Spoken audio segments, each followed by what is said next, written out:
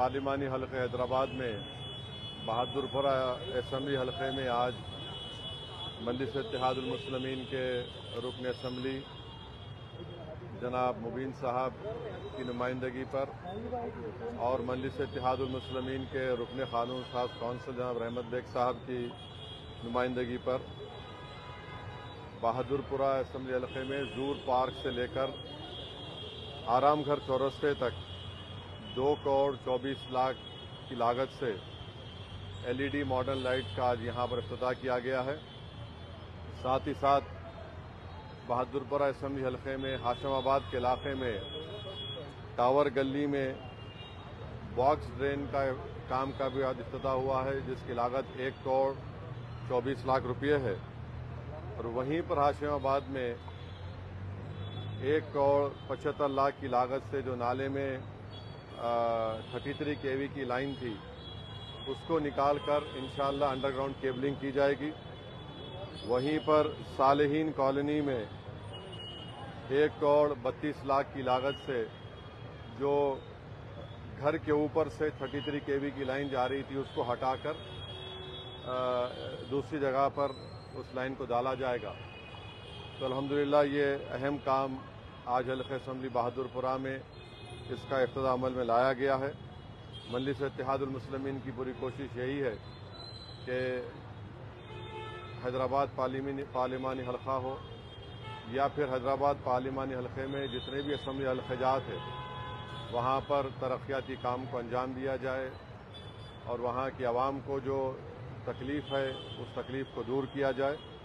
ये मजलिस इत्तेहादुल मुस्लिमीन के तमाम सदर व मुतमदीन अरकान और मजलिस इत्तेहादुल मुस्लिमीन के रुकन असम्बली और कानून साज कौंसिल के मेंबर की ये कोशिशें हैं और इंशाअल्लाह ताला जो भी काम अभी होना बाकी है इंशाअल्लाह ताला उनको भी जल्द से जल्द मुकम्मल करने की पूरी कोशिश की जाएगी। दूसरी बात जिसका मैं जिक्र करना आपके सामने करना चाहूँगा कि आज दिल्ली IIT में वज़ीर आज़म नरेंद्र मोदी को IIT दिल्ली ने मदऊ किया था कि वहाँ पर वो कामयाब तलबा और तालिबात को डिग्री दिया जाए। मगर मुझे अफसोस के साथ कहना पड़ रहा है कि मीडिया रिपोर्ट्स ये बता रही हैं कि वहाँ के स्टूडेंट्स को कहा गया कि जब वो वज़ीर आज़म से मिलेंगे तो उनको अपनी गर्दनें कितनी झुका के रखना है और साथ ही साथ मीडिया ने यह भी बताया है कि जब वैदिक मंत्र पढ़े जाएंगे तो सबको खड़े होना पड़ेगा। देखिए, भारत का जो आईन है, संविधान है, आर्टिकल 28 है, अगर आप पढ़ेंगे उसको तो साफ तौर पर लिखा है कि जो गवर्नमेंट के तालीमी इदारे हैं उसमें किसी भी किस्म से मजहबी तालीम को या फिर मजहबी चीज़ों को ना पढ़ाया जा सकता है ना वहाँ पर कोई किया जा सकता है। तो एक तो वो ये उसकी खिलाफ वर्जी हुई। दूसरी ये है कि भारत के आइन संविधान में आर्टिकल 51A और H पढ़िए जो ये कहता है कि हम तमाम को इस बात की तरगीब देता है कि हम साइंटिफिक टेम्पर पैदा करें, यानी एक साइंस के मिजाज पैदा करें।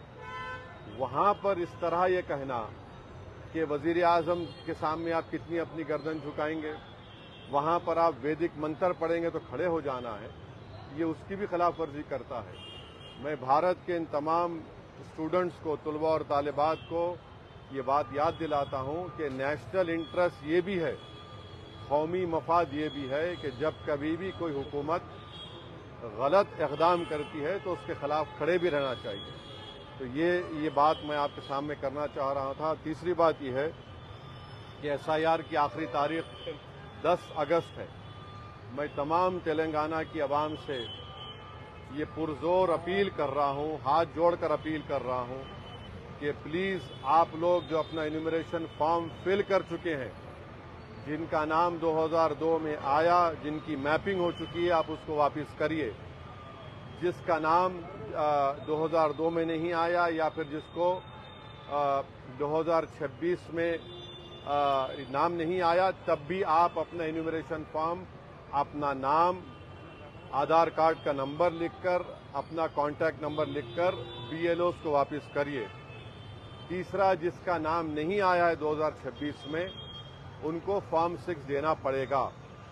اور چوتھی بات یہ ہے کہ مجلس اتحاد المسلمین کی طرف سے آپ دیکھ رہے ہیں کہ پچھلے 2.5 مہینے سے ہم SIR کے سلسلے میں عوام کی رہبری اور مدد کر رہے ہیں.